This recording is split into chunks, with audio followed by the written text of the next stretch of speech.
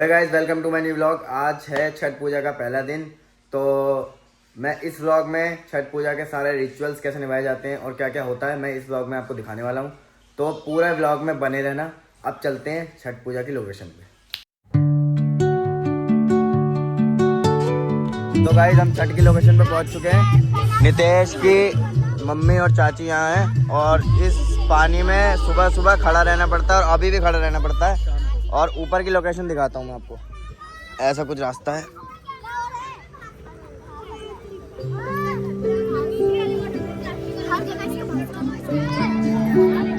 Guys ऐसी location बना रखी है पूरी। वहाँ पे डीजे लग रखा है और ये यहाँ पे पूजा होती है।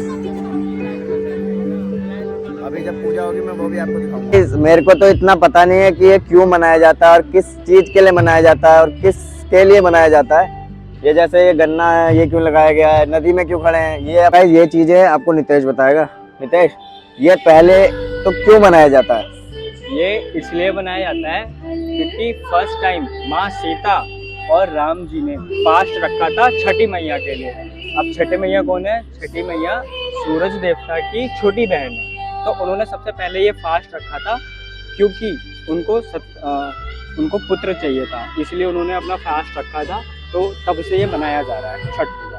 तो नितेश, मेरा दूसरा क्वेश्चन ये है कि पानी में खड़ा होने का क्या मतलब बनता है? ऐसा पानी में खड़े होने को नहीं, बस सूरज जब डूबता है तो सब पानी में जाके अर्घ देते हैं। बस सूरज अर्घना क्या होता है?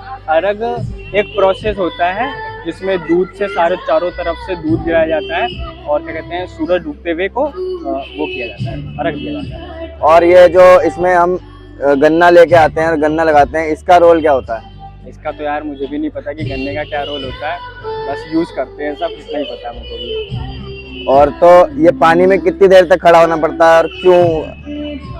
बस जब तक सूरज डूब जाए तब तक खड़ा मतलब होना जब पड़ता है। तक सूरज डूब जाएगा तब तक खड़ा होना पानी से पड़ेगा। बाहर आ सकते हो और कोई पहले चले जाता है पानी में और कोई पहले उसी जब डूबता है उससे थोड़ी देर पहले जाता है। और मेरी मम्मी और जब सुबह खड़े होते हैं पानी में तो सूर्यास्त से मतलब सूर्य जब उगता है उससे पहले होना पड़ता है खड़ा। सुबह सूरज उगने से पहले अंधेरे में पानी में जाया जाता है और उगने के बाद निकला जाता है। और सुबह कितने बजे आना पड़ता है? अंधेरे में आना पड़ता है, सूरज नहीं उगाना चाहिए बस। एक क्वेश्चन मेरा है कि मैंने ये भी सुना है कि पूरी रात यहाँ बैठ के पूजा करनी पड़ती है। Is that right? नहीं, ऐसा कोई नहीं है, बस सूरज डूबने के बाद तुम अपने घर जा सकते हो। और क्या क्या मेन रिचुअल इसमें फॉलो करे जाते हैं?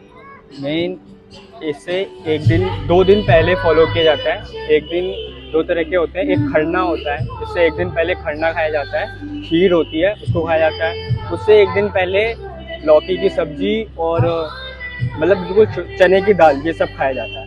फिर उसके तीसरे दिन ये छठ पूजा मनाया जाता है। तो ये खाना जरूरी है? हाँ, ये खाना जरूरी है। क्यों?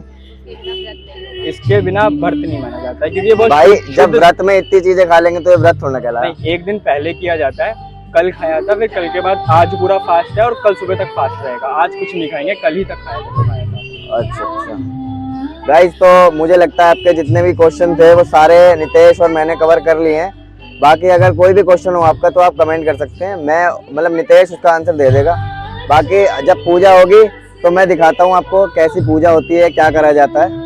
गाइस, ये जो भी प्रोसीजर होता है, ये जो लाल वाली आंटी हैं, ये नितेश की मम्मी और उनकी चाची के हथेली में जो पल्लू है, जो साड़ी है, उसमें सिंदूर रखती हैं और उनके पैर वगैरह छूती हैं। और फिर उसके बाद नितेश की मम्मी और उसकी चाची ये सिंदूर कह लो या कलर कह लो, ये पानी में धोएंगी या अर्पित करेंगी। ये चीज़ होती है सूर्यदेव के लिए। अब सूर्यदेव को एक तरह से कि कुछ अर्पण किया जा रहा है।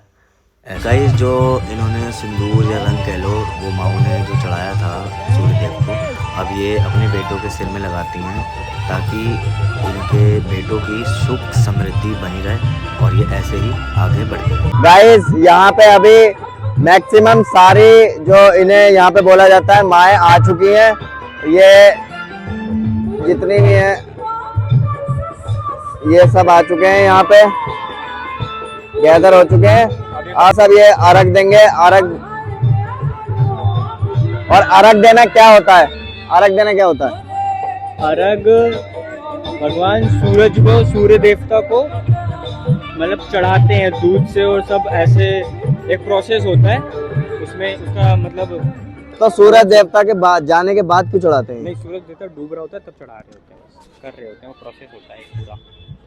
तो गाइज अभी यहाँ पे जितनी भी माएँ हैं वो आ चुकी हैं और अभी अर्घ दिया जाएगा सूर्य देवता को। वो क्यों दिया जाता है, जैसा नितेश ने कहा, क्योंकि जब सूर्य देवता डूब रहे होते हैं तो उन्हें अर्घ दिया जाता है। उन्होंने उनको दूध से नहलाया जाता है, ऐसा माना जाता है। गाइस उन्हें दूध और गंगा जल से नहलाया जाता है। जैसे ये औरतें गोल गोल घूम रही हैं चारों दिशाओं में, ऐसे उन्हें अर्घ दिया जाता है गोल गोल घूम के चारों दिशाओं में।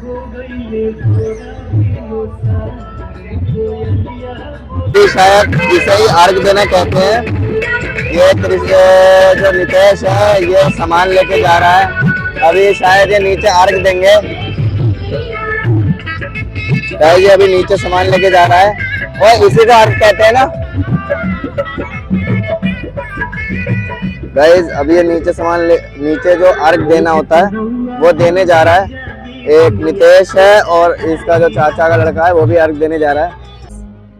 यहाँ पे जो राहुल है उसने अपनी मम्मी को अर्घ दे दिया, मतलब अर्घ का सामान दे दिया है।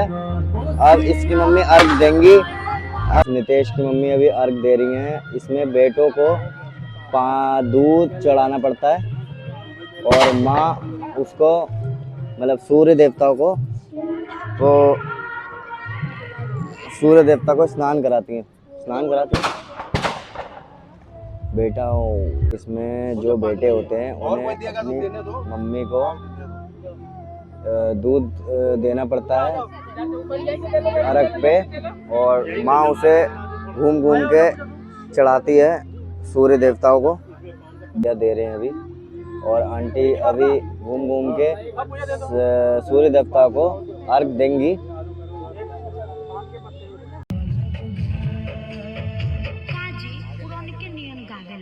डीजे में गाएंगे, डीजे में कैसे तू ही शुरू तो गाइस सबने अर्घ दे दी है। अर्घ देने के बाद जैसे ही सूर्य अस्त हो जाता है और अंधेरा हो जाता है पूरी तरीके से, जैसे ही अंधेरा हो रहा है तो सब लोग अपने घर जाते हैं और अगले दिन की तैयारियां करते हैं। अगले दिन सुबह 4 बजे या 3 बजे मतलब जो भी पूजा करने वाले होते हैं इन्हें सुबह सुबह घाट पे आना पड़ता है। गाइस आज ये हो चुका है। कल सुबह का व्लॉग देखने के लिए मुझे सब्सक्राइब करें, लाइक करें, शेयर करें, कमेंट करें। Okay guys.